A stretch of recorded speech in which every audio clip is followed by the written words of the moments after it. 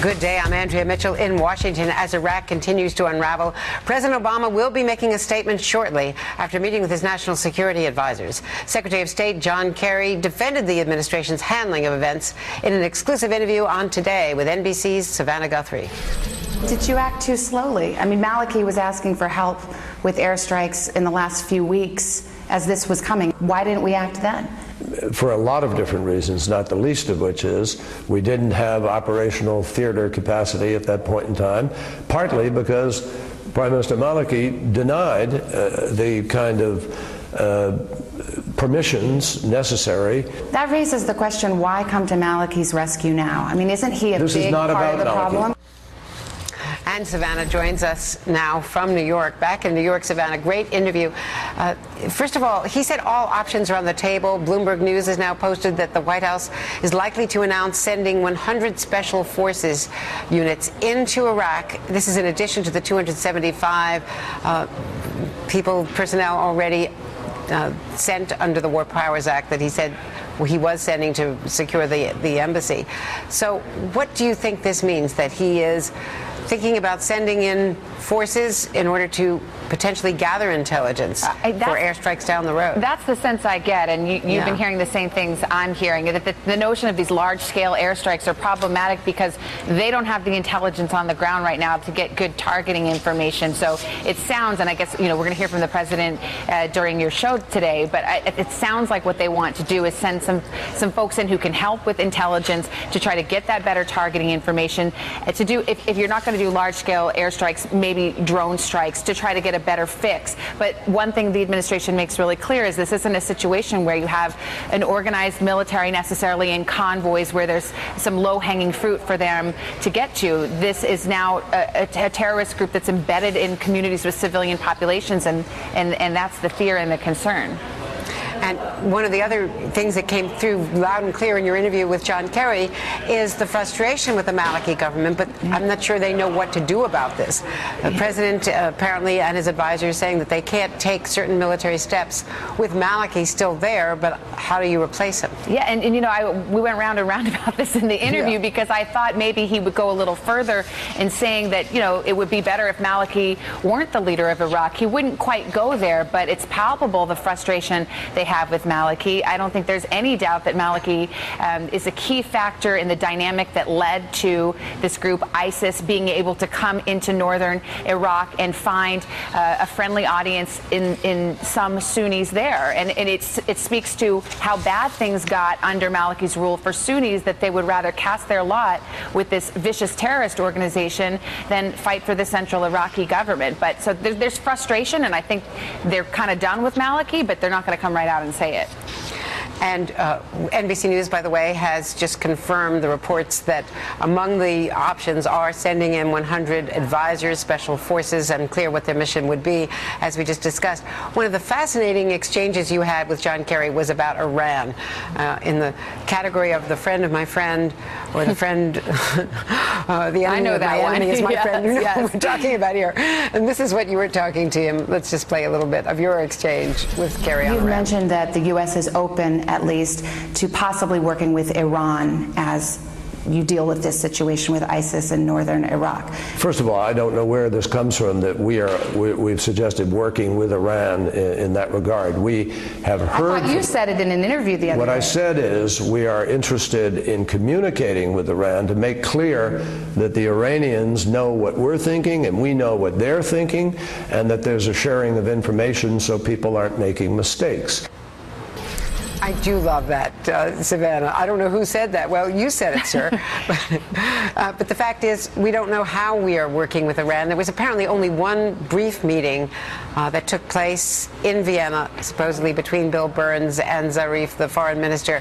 They claim that they are not having follow-up meetings, but as we know, there have been secret back channels with Iran all along. Well, no one understands Diplo-speak better than you, Andrea, so I would actually lean on you to read between the lines, but it felt like to me in the moment in that that exchange.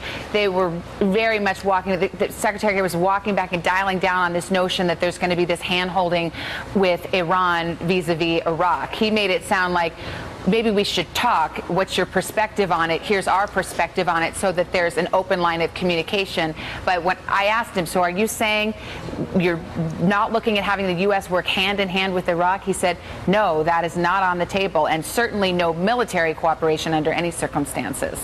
I think, Savannah, that he was speaking to the Israelis and the Saudis, who are so upset and angry and pushing back against any talk of cooperation with their adversary, Iran, in Iraq. So that was partly the message that he was trying to deliver through you. We by the way, also had an exchange about why would it ever be in Iran's interest to have this pluralistic, inclusive society that the United States government says is a predicate step before we get involved again in Iraq. Why would that be in Iran's interest? So that's another point of contention. Maliki has been Tehran's client all along, which is one of the arguments against Maliki. And then, importantly, you talked to John Kerry, Vietnam veteran, and also someone who led a good part of the Vietnam veterans against the war in very so memorably in 1974. And you asked him about how Iraq war veterans would feel about what is happening now. Let's play that. What do you say to Iraq veterans, those who've lost so much, or families of those who lost everything in Iraq, who are looking now and saying, what was that for? No sooner have we left than everything goes back to just the way it was. That remains to be seen, and the test is in really these next few days and weeks. And we are going to do everything in our power to follow through and try to get the job done through diplomacy, if we can, in order to honor their sacrifice.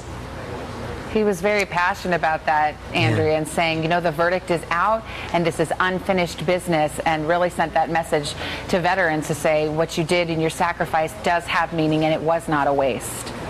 Savannah, I know you spent a lot of time with him. You're going to see more on Today tomorrow. Tell me what we're going to see tomorrow. Yeah, this is the real reason we were there, actually, is to kind of do a day in the life of Secretary Kerry. So we do follow him, and it was a busy day. It was back and forth to the White House twice. We also talk about some of these larger foreign policy questions. How much is he part of an inner circle in the West Wing, in the White House? Does he feel he has the president's ear? And also talked about, for example, the president's foreign policy. A lot of people criticize the president for doing too little, whereas the Bush administration arguably did too much. I asked him that question directly, and we'll have his response tomorrow morning on Today. That's great. Thank you very much. I know you saw Ben the dog, because Ben the dog is with him. Who, I think, tweets under the handle @Diplomat. Diplomat. Very good.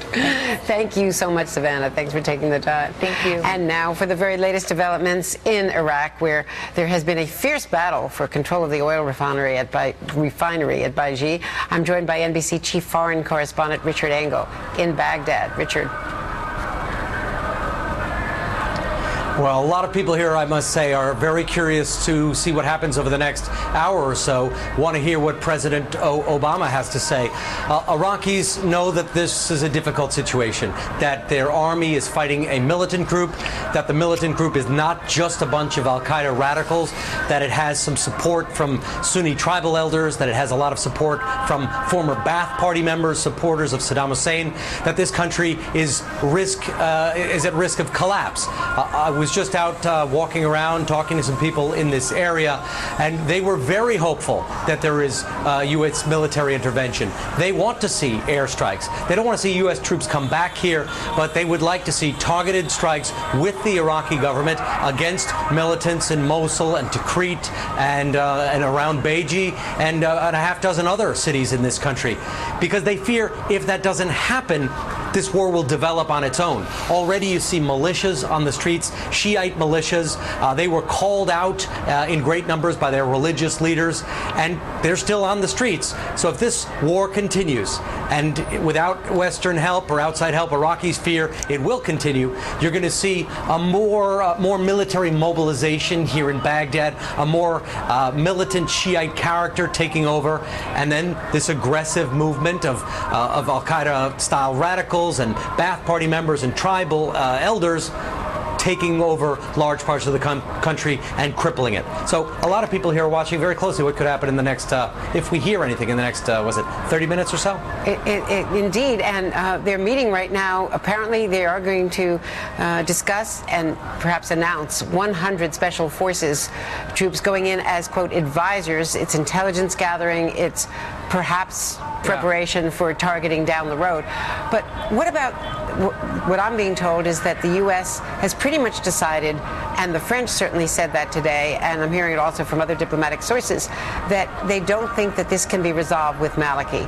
What are the other options if there is some push to get Maliki out of there? That's the interesting thing right now. There are meetings that we have been told about going on in Najaf, and it's quite revealing that these meetings are happening in Najaf. That is the holy Shiite capital to the south of here, and many different political parties have gathered there, and they are holding closed-door discussions right now on this very subject.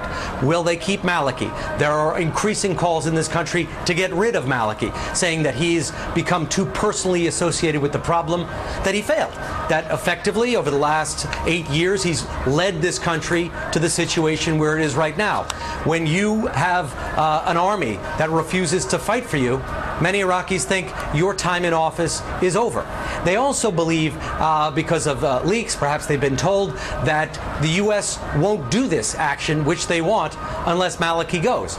So the question is, who do you replace him with? And there's a variety of names. So the hope that many Iraqis have is they get rid of Maliki in the next 48 hours or so. They get U.S. air support, maybe not B-52s, but some targeted strikes to reverse the momentum of the ISIS militants, and then they get out of this crisis.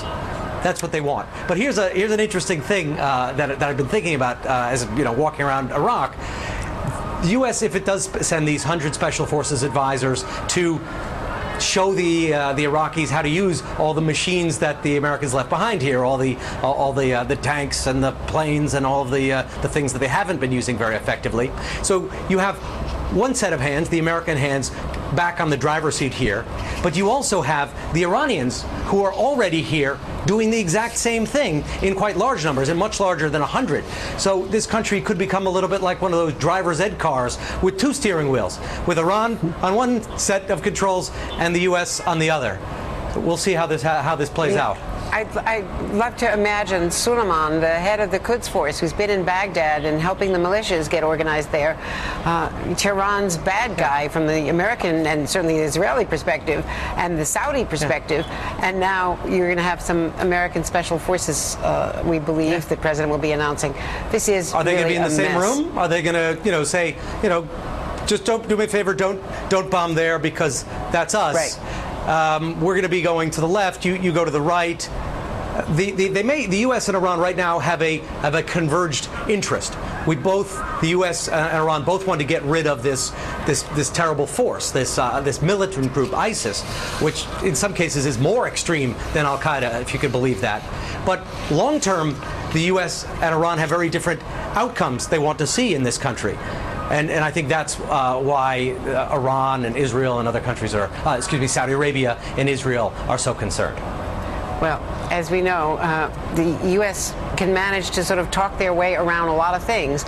But if they do pull the plug on Maliki or support those who want to, you're going to be basically taking an elected official who was elected with a big mandate. Yes, Sunnis didn't go to the polls, but you're basically going against the very democratic principles that we've been arguing for there and elsewhere around the world. But such is the crisis in Iraq. Richard Engel, you know it better than anyone. Thank you so much. I don't know if the U.S. would necessarily, what we'd probably see here is a reformation of the government, because he's prime minister, but he also has a variety of portfolios. The government was supposed to be reformed anyway, so there could be a legal framework. It wasn't like we would be moving in and toppling Gaddafi or something like that.